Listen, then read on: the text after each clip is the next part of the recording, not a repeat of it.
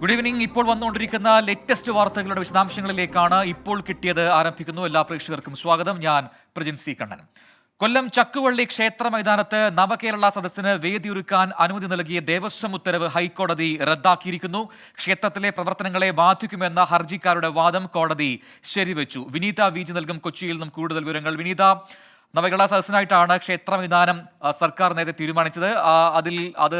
അതുമായി ബന്ധപ്പെട്ടുകൊണ്ട് വാദങ്ങളും ഉയർത്തിയിരുന്നു. അത് പുറമ്പോക്ക് ഭൂമിയാണ് എന്നായിരുന്നു സർക്കാർ വാദം. പക്ഷേ അത് അങ്ങനെയല്ല എന്ന് ഹർജിക്കാരും വാദിച്ചു. ഇപ്പോൾ ഇങ്ങനൊരു ഉത്തരവ്, അതിൽ എന്തൊക്കെ നിരീക്ഷണങ്ങൾ കോടതി നടത്തി?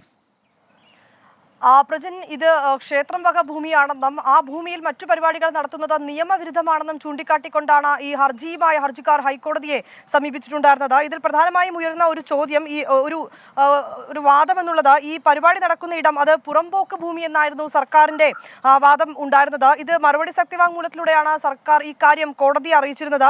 പരിപാടി നടക്കുന്ന ഈ സ്ഥലത്തിന്റെ രൂപരേഖയടക്കം സർക്കാർ ഹൈക്കോടതിയിൽ സമർപ്പിച്ചിട്ടുണ്ടായിരുന്നു. ഈ ക്ഷേത്ര മൈതാനം ദേവസ്വം ബോർഡിന്റെ അധീനതയിൽ ണെന്നും ഹർജിക്കാർ എന്നാൽ കോടതിയെ അറിയിച്ചിരുന്നു.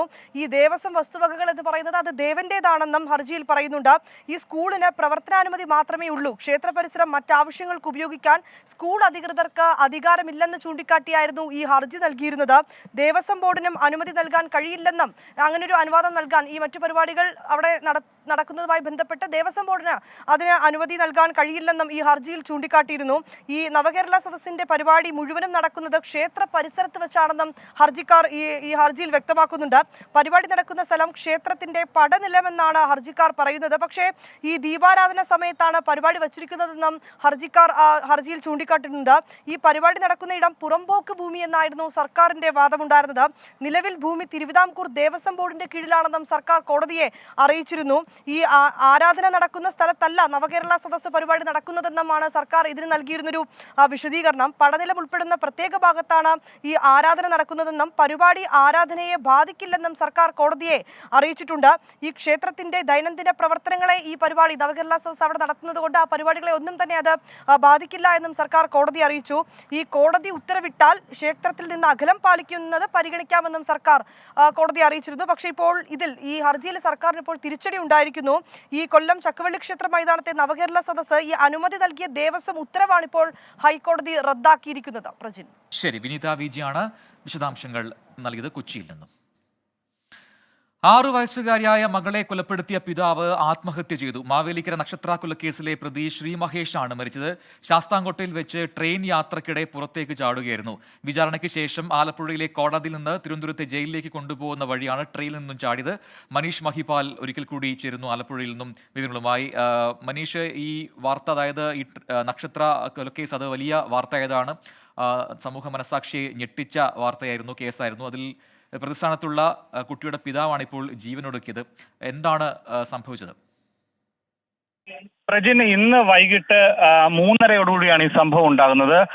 ആലപ്പുഴ കോടതിയിൽ നിന്നും ട്രെയിൻ മാർഗം പോലീസ് ഉദ്യോഗസ്ഥർ ഇയാളെ തിരുവനന്തപുരത്തെ ജയിലിലേക്ക് കൊണ്ടുപോകുന്നതിനിടെയാണ് ശാസ്താംകോട്ടയിൽ വെച്ച് ജയിലിൽ നിന്നും ഓടുന്ന ട്രെയിനിൽ നിന്നും ഇയാൾ ചാടിയത്. ഈ സംഭവം ഉണ്ടായത് സ്വന്തം മകളെ കൊലപ്പെടുത്തിയത്, നക്ഷത്ര എന്ന 6 വയസ്സുകാരിയെ കൊലപ്പെടുത്തിയത് കഴിഞ്ഞ വർഷം ജൂൺ മാസത്തിലാണ്. 2023 ജൂൺ മാസത്തിലാണ് സ്വന്തം മകളെ കോടാലി ഉപയോഗിച്ച് കഴുത്തിന് വെട്ടി പരിക്കേൽപ്പിച്ച് കൊലപ്പെടുത്തിയത്. നേരത്തെ 2 വർഷങ്ങൾക്ക് മുൻപ് നക്ഷത്രയുടെ അമ്മ, അതായത് ശ്രീമഹേഷിന്റെ ഭാര്യ, 2 വർഷങ്ങൾക്ക് മുൻപ് ആത്മഹത്യ ചെയ്തിരുന്നു. ഈ ഭാര്യയുടെ മരണത്തിന് ശേഷം മറ്റൊരു വിവാഹത്തിന് വേണ്ടി ഇയാൾ ശ്രമിച്ചിരുന്നു. പക്ഷേ ഇതിന് മകൾ തടസ്സമാകുന്നു എന്ന കാരണത്താലായിരുന്നു മകളെ കൊലപ്പെടുത്തിയതെന്നാണ് കുറ്റപത്രത്തിൽ പറയുന്നത്. ഇത് ശ്രീമഹേഷിന്റെ അമ്മയെയും കൊലപ്പെടുത്താൻ ശ്രമിച്ചുവെന്നും ഈ കുറ്റപത്രത്തിലുണ്ട്. കേസിൽ കഴിഞ്ഞ ദിവസമാണ് ആലപ്പുഴ മജിസ്ട്രേറ്റ് കോടതിയിൽ കുറ്റപത്രം സമർപ്പിച്ച ശേഷം ഈ കേസിൽ വിചാരണ ആരംഭിക്കുന്നതിനിടെയാണ് നിലവിൽ ആലപ്പുഴ കോടതിയിൽ ഇയാളെ കോടതിക്ക് മുമ്പിൽ ഹാജരാക്കി പിന്നീട് ഇയാളെ തിരുവനന്തപുരത്തേക്ക് കൊണ്ടുപോകുന്നതിനിടെയാണ് ഇത്തരത്തിൽ ട്രെയിനിൽ നിന്ന് ചാടി ആത്മഹത്യ ചെയ്തത്. ഇയാളെ ആദ്യഘട്ടത്തിൽ കൊലപാതകം നടത്തി ഇയാളെ മാവേലിക്കര സ്പെഷ്യൽ കോടതിയിൽ കൊണ്ടുപോയ സമയത്ത് ഇയാൾ അവിടെ വെച്ചും കൈ മുറിച്ച് ആത്മഹത്യക്ക് ശ്രമിച്ചിരുന്നു. പിന്നീട് ആലപ്പുഴ വണ്ടാനം മെഡിക്കൽ കോളേജിൽ തീവ്രപരിചരണ വിഭാഗത്തിൽ ഇയാളെ പ്രവേശിപ്പിച്ചിരുന്നു. പിന്നീടാണ് കേസിന്റെ കുറ്റപത്രം സമർപ്പിച്ചതും വിചാരണ ആരംഭിച്ചതും. അതിനിടെയാണ് ഇത്തരത്തിൽ ആത്മഹത്യ ചെയ്തത്. മനീഷ് മഹിപാലാണ് ആലപ്പുഴയിൽ നിന്നും വിവരങ്ങൾ നൽകിയത്. വയനാട് വാഗേരിയിലെ നരഭോജി കടുവയെ കണ്ടെത്താനുള്ള ശ്രമം തുടരുകയാണെന്ന് ഉത്തരമേഖല CCF KS ദീപ് അറിയിച്ചു. അനുയോജ്യമായ സന്ദർഭത്തിൽ വെടിവെക്കും. എത്രയും വേഗം ദൗത്യം വിജയം കാണുമെന്നാണ് പ്രതീക്ഷിക്കുന്നത്. നിരീക്ഷണ ക്യാമറയിൽ ദൃശ്യങ്ങൾ പതിഞ്ഞിട്ടുണ്ട്. കല്ലൂർ കുന്നിൽ ഇറങ്ങിയ കടുവയെ സംബന്ധിച്ച് അന്വേഷണം നടക്കുകയാണെന്ന് DFO ഷജ്ന കരീമും പ്രതികരിച്ചു. വയനാട്ടിലുള്ള 100ഓളം സ്റ്റാഫുകൾ ഇവിടെ ഉണ്ട്. പിന്നെ RRT ഉണ്ട്, അരുൺ സക്രി എത്തിയിട്ടുണ്ട്, കുംകീസ് 2 ആന നമ്മളിവിടെ കൊണ്ടുവന്നിട്ടുണ്ട്. അപ്പോൾ ഓപ്പറേഷൻ നല്ല രീതിയിൽ തന്നെ പുരോഗമിക്കുന്നുണ്ട്. ID നമുക്ക് ഓൾറെഡി കിട്ടിക്കഴിഞ്ഞു. അപ്പോൾ അതനുസരിച്ചിട്ടുള്ള ട്രാക്കിംഗ് നടന്നുകൊണ്ടിരിക്കുകയാണ്. ടൈഗർ നമ്മളുടെ വിസിനിറ്റിയിൽ തന്നെയായിട്ട് തന്നെ നമ്മളതിനെ ട്രാക്ക് ചെയ്യുന്നുണ്ട്. ഒരു ആപ്റ്റായിട്ടുള്ളൊരു പൊസിഷൻ കിട്ടുകയാണെങ്കിൽ നമുക്കതിനെ ട്രാങ്കുലൈസ് ചെയ്യാനും ക്യാപ്ചർ ചെയ്യാനും മറ്റ് എന്ത് രീതിയിലുള്ള കാര്യങ്ങളാണെന്ന് വെച്ചാൽ അതിനുള്ള ഡയറക്ഷൻസ് ഉണ്ട്. അപ്പോൾ അതനുസരിച്ച് മൂവ് ചെയ്യാനുള്ള ഒരു പ്രിപ്പറേഷൻസിൽ തന്നെയാണ് നമ്മളെപ്പോഴും. എത്രയും പെട്ടെന്ന് സക്സസ്ഫുൾ ആവും എന്നുള്ളൊരു പ്രതീക്ഷയിലാണ് ഞങ്ങളെല്ലാവരും. ലൈവ് ക്യാമറ 25 ക്യാമറ ട്രാപ്സ് ഉണ്ട്. ലൈവ് ക്യാമറാസ് 3 വെച്ചിട്ടുണ്ട്. ലൈവ് ക്യാമറയിലും വിഷ്വൽസ് കിട്ടിയിട്ടുണ്ട് ഞങ്ങൾക്ക്. മാഡം പറഞ്ഞതുപോലെ ആ ഒരു പൊസിഷനിലേക്ക് എത്തിയിട്ടില്ലാത്തതുകൊണ്ടുള്ളൊരു ബുദ്ധിമുട്ടാണ് ചെയ്തുകൊണ്ടിരിക്കുന്നത്. സുർജിത്ത് അയ്യപ്പത്തുണ്ട് കൂടുതൽ വിവരങ്ങളുമായി വയനാട്ടിൽ നിന്നും. സുർജിത്ത്, ഈ നരഭോജി കടുവയെ കണ്ടെത്തണം, അതിനുശേഷം മാത്രമാണ് അതിനെ എങ്ങനെ പിടികൂടണം, അത് വെടിവെച്ച് കൊലപ്പെടുത്തണോ അതല്ലാതെ പിടികൂടണമോ എന്നൊക്കെയുള്ള കാര്യങ്ങൾ തീരുമാനം ഉണ്ടാവുക. പക്ഷേ ഇത്രയുമായിട്ട് അതിനെ കൃത്യമായി ലൊക്കേറ്റ് ചെയ്യാൻ ഈ സംഘത്തിന് സാധിക്കാതെ പോകുന്നത് എന്തുകൊണ്ടാണ്? അതിനിടെയാണ് ഈ കല്ലൂർ കുന്നിലെ മറ്റൊരു കടുവ കാൽപ്പാടുകൾ അതും വാർത്തയാകുന്നത്. ഇത് ഒരേ കടുവയാണോ? അതൊക്കെ സംബന്ധിച്ച ഒരു സ്ഥിരീകരണം എപ്പോഴുണ്ടാകും? അത്തരത്തിലുള്ള സ്ഥിരീകരണം എല്ലാം ഉണ്ടായിട്ടുണ്ട് പ്രജിൻ. കാരണം ആ കല്ലൂർക്കുന്നിലെ കണ്ട കടുവയും ഈ വാഗേരിയിൽ ഇറങ്ങുന്ന കടുവയും രണ്ടാണ്. അതിന്റെ പഗ്മാർക്ക് ഉൾപ്പെടെ പരിശോധനയ്ക്ക് വിധേയമാക്കിയിട്ടുണ്ട് വനം വകുപ്പ്. ഇതിന്റെ അടിസ്ഥാനത്തിൽ അത് കൃത്യമായ രീതിയിൽ തന്നെ അത് രണ്ട് കടുവയാണ് എന്നുള്ള കാര്യത്തിൽ വ്യക്തത വന്നിട്ടുണ്ട്. ഇപ്പോൾ മേറ്റിംഗ് മാസമാണ്. ഈ ഡിസംബർ എന്ന് പറയുന്നത് ഡിസംബർ, ജനുവരി, ഫെബ്രുവരി വരെയുള്ള മാസങ്ങൾ കടുവയെ സംബന്ധിച്ച് മേറ്റിംഗ് മാസമാണ്. ഇത്തരം കോൺഫ്ലിക്റ്റിന്റെ സാധ്യത ഏറുന്ന ഒരു കാലഘട്ടം കൂടിയാണ് ഈ ഒരു സമയം എന്നുള്ളതാണ് വനം വകുപ്പിൽ നമുക്ക് ലഭ്യമാകുന്ന വിവരം. എന്തായാലും ഈ കടുവയുടെ ട്രാക്കിംഗ് കൃത്യമായ രീതിയിൽ തന്നെ പൂർത്തിയായിട്ടുണ്ട്. ഇവിടുത്തെ ഒരു ടെറൈനാണ് ഏറ്റവും വലിയ പ്രശ്നം. ഇവിടുത്തെ ഭൂമിശാസ്ത്രപരമായി ഇവിടെ കാപ്പിത്തോട്ടങ്ങളും അതോടൊപ്പം തന്നെ ഈ പൊന്തക്കാടുകളും ഒക്കെയുള്ള മേഖലയാണ്. സ്വാഭാവികമായും ആ ഒരു നടപടിയിലേക്ക്, അതായത് ഈ വെടിവെക്കാൻ ഉചിതമായ രീതിയിലുള്ളൊരു ഇടം കിട്ടണം. ആ ഇടത്തിന് വേണ്ടിയാണ് വനംവകുപ്പ് കാത്തിരിക്കുന്നത്. ഈ കടുവ വനംവകുപ്പിന്റെ സർവൈലൻസിൽ തന്നെ ഉണ്ട് എന്നുള്ള തരത്തിലുള്ള വിവരം തന്നെയാണ് ഇവർ പങ്കുവെക്കുന്നത്. എന്തായാലും നോർത്തേൺ CCF ഉചിതമായ ഒരു ഇടം കിട്ടിയാൽ അത്തരത്തിലുള്ള നടപടിയിലേക്ക്, അത് ഡാർട്ടിങ്ങോ അല്ലെങ്കിൽ ഷൂട്ടിങ്ങോ എന്നുള്ള തരത്തിലേക്കുള്ള തീരുമാനത്തിലേക്ക് എത്തും എന്നുള്ള തരത്തിലാണ് നമുക്ക് ലഭ്യമാകുന്ന വിവരം. ഇത് ഇവർ പ്രതീക്ഷ പ്രകടിപ്പിക്കുന്ന വിധത്തിലുള്ള ഒരു പങ്കുവെക്കലാണ് ഇന്ന് ഉണ്ടായിട്ടുള്ളത്. ഈ ദൗത്യം തുടങ്ങി ഏതാനും ആദ്യ ദിവസത്തിന് ശേഷം, ഇത്ര ദിവസങ്ങൾക്ക് ശേഷമാണ് ഇപ്പോൾ ആദ്യമായാണ് ഇവർ പ്രതികരിക്കുന്നത്. എന്തായാലും ഈ ദൗത്യം കൃത്യമായ രീതിയിൽ തന്നെയാണ് മുന്നോട്ട് പോകുന്നത്. ഒരുപക്ഷെ സമയം എടുത്തേക്കാം എന്നുള്ളതാണ് വ്യക്തമാക്കുന്നത്. എന്തായാലും ഡോക്ടർ അരുൺ സക്രിയ സ്ഥലത്ത് ക്യാമ്പ് ചെയ്യുന്നുണ്ട്. അദ്ദേഹത്തിന്റെ നേതൃത്വത്തിലാണ് ഇപ്പോൾ തിരച്ചിൽ വനമേഖലയിലും ഈ സമീപ പ്രദേശങ്ങളിലും എല്ലാം തന്നെ നടന്നുകൊണ്ടിരിക്കുന്നത്. പ്രജിത്ത്. സുർജിത്ത് അയ്യപ്പത്താണ് വയനാട്ടിൽ നിന്നും വിശദാംശങ്ങൾ നൽകിയത്. മറ്റൊരു വാർത്തയിലേക്ക്. പെരിന്തൽമണ്ണ തെരഞ്ഞെടുപ്പ് കേസിൽ നജീബ് കാന്തപുരം MLAക്ക് തിരിച്ചടി. ഹൈക്കോടതി വിധിയിൽ ഇടപെടാൻ സുപ്രീം കോടതി വിസമ്മതിച്ചു. എല്ലാ വിഷയങ്ങളും ഹൈക്കോടതി പരിഗണിക്കട്ടെ എന്ന് സുപ്രീം കോടതി വ്യക്തമാക്കുന്നു. രാധാകൃഷ്ണൻ നൽകുന്നു കൂടുതൽ വിവരങ്ങൾ ഡൽഹിയിൽ നിന്നും. RK, എന്താണ്, മറ്റെന്തെങ്കിലും നിരീക്ഷണങ്ങളുടെ അടിസ്ഥാനത്തിലാണോ ഇങ്ങനെ ഹൈക്കോടതി തന്നെ തീരുമാനിക്കട്ടെ എല്ലാ കാര്യങ്ങളും എന്ന് സുപ്രീം കോടതി പറയുന്നത്? മുമ്പ് നജീബ് കാന്തപുരം ഹൈക്കോടതി വിധി സ്റ്റേ ചെയ്യണം എന്ന് ആവശ്യപ്പെട്ട് സുപ്രീം കോടതിയെ സമീപിച്ചിരുന്നു. അന്ന് സുപ്രീം കോടതി സ്വീകരിച്ച നിലപാടുകളുടെ അടിസ്ഥാനത്തിൽ ആ ഹർജി നജീബ് കാന്തപുരം പിൻവലിക്കുകയാണ് ചെയ്തത്. സമാനം എന്ന് പറയാവുന്ന സാഹചര്യമാണ് ഇന്നും സുപ്രീം കോടതിയിൽ ഉണ്ടായത്. ഹൈക്കോടതി വിധിക്ക് എതിരായ അപേക്ഷയായിരുന്നു നജീബ് കാന്തപുരം സമർപ്പിച്ചിരുന്നത്. സുപ്രീം കോടതി എന്നാൽ ഈ അപേക്ഷ അംഗീകരിക്കാനായിട്ട് തയ്യാറായില്ല. സുപ്രീം കോടതി പറഞ്ഞത് ഇതുമായി ബന്ധപ്പെട്ടിട്ടുള്ള എല്ലാ വിഷയങ്ങളും ഹൈക്കോടതിയുടെ പരിഗണനയിലാണ്. എല്ലാ കാര്യങ്ങളും, എല്ലാ സത്യവും ബോധ്യപ്പെടുന്ന വിധത്തിൽ പരിശോധന നടക്കട്ടെ എന്നാണ് ഹൈക്കോടതി വ്യക്തമാക്കിയത്. മാത്രമല്ല, ഇതുമായി ബന്ധപ്പെട്ടിട്ട് അഭിഭാഷക കമ്മീഷന്റെ പരിശോധന അടക്കമുള്ള കാര്യങ്ങൾ ഇപ്പോഴത്തെ സാഹചര്യത്തിൽ ഈ അഭിഭാഷക കമ്മീഷന്റെ ജസ്റ്റിസ് സുധ മുമ്പാകെ ആണ് ഈ ഹർജി കേൾക്കുന്നത്. അതുകൊണ്ട് ഈ അഭിഭാഷക കമ്മീഷൻ പ്രസക്തിയില്ലാത്തൊരു സാഹചര്യം ഉണ്ടെന്ന നിലപാട് ഈ എതിർവിഭാഗം സ്വീകരിച്ചു. ഒരുപക്ഷെ അതുകൂടി അംഗീകരിക്കുന്നു എന്ന് തോന്നുന്ന വിധത്തിലാണ് ഈ ഹർജിയുമായി ബന്ധപ്പെട്ട സമീപനം പിന്നീട് സുപ്രീം കോടതി വ്യക്തമാക്കിയത്. എല്ലാ കാര്യങ്ങളിലും ഈ നജീബ് കാന്തപുരത്തിന് ഹൈക്കോടതിയിൽ തന്റെ നിലപാടുകൾ വ്യക്തമാക്കാം. ഏത് വിഷയത്തിൽ എതിരഭിപ്രായമുണ്ടെങ്കിലും അദ്ദേഹത്തിന് ഹൈക്കോടതിയുടെ ഉചിതമായിട്ടുള്ള ബെഞ്ചിന് മുമ്പിൽ ഇക്കാര്യം കാര്യം അറിയിക്കുകയും ചെയ്യാം. പക്ഷേ ഈ വിഷയങ്ങൾ ഇപ്പോൾ സുപ്രീം കോടതി പരിഗണിക്കേണ്ട രീതിയിലല്ല ഉള്ളത് എന്ന് സുപ്രീം കോടതി നിരീക്ഷിച്ചു. ഇതിന്റെ അടിസ്ഥാനത്തിലാണ് ഇതുമായി ബന്ധപ്പെട്ടിട്ടുള്ള നടപടികൾ ഇന്ന് അവസാനിച്ചിരിക്കുന്നത്. പ്രജി. ശരി, ആർ രാധാകൃഷ്ണനാണ് വിശദാംശങ്ങൾ നൽകിയത്. നിരവധി വാർത്തകൾ വന്നുകൊണ്ടിരിക്കുന്നു.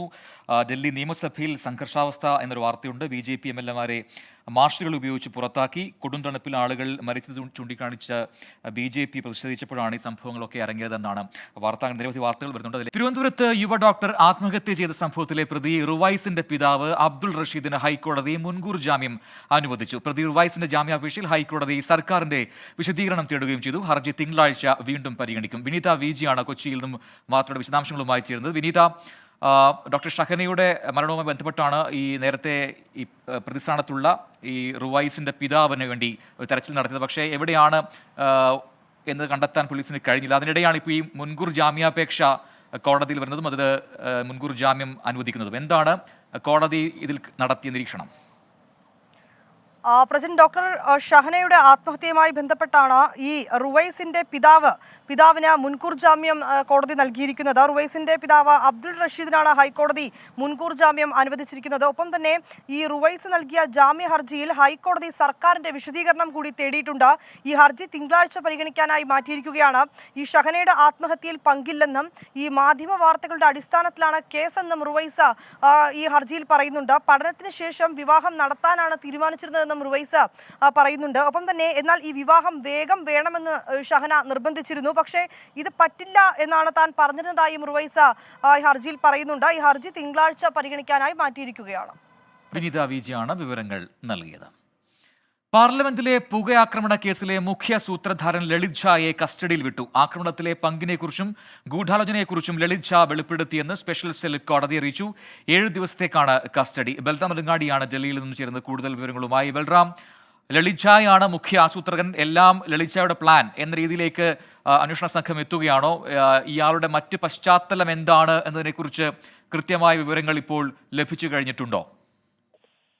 പ്രജിൻ, ഈ ലളിത് ഝായെ ഇന്ന് ഡൽഹി പട്യാല ഹൗസ് കോടതിയിൽ ഹാജരാക്കി. ഇയാളെ 15 ദിവസത്തെ കസ്റ്റഡിയിൽ വേണം എന്ന ആവശ്യത്തോടൊപ്പമാണ് ഇയാളാണ് ഈ കേസിന്റെ മുഖ്യ സൂത്രധാരൻ എന്ന് പോലീസ് കോടതിയെ അറിയിച്ചത്.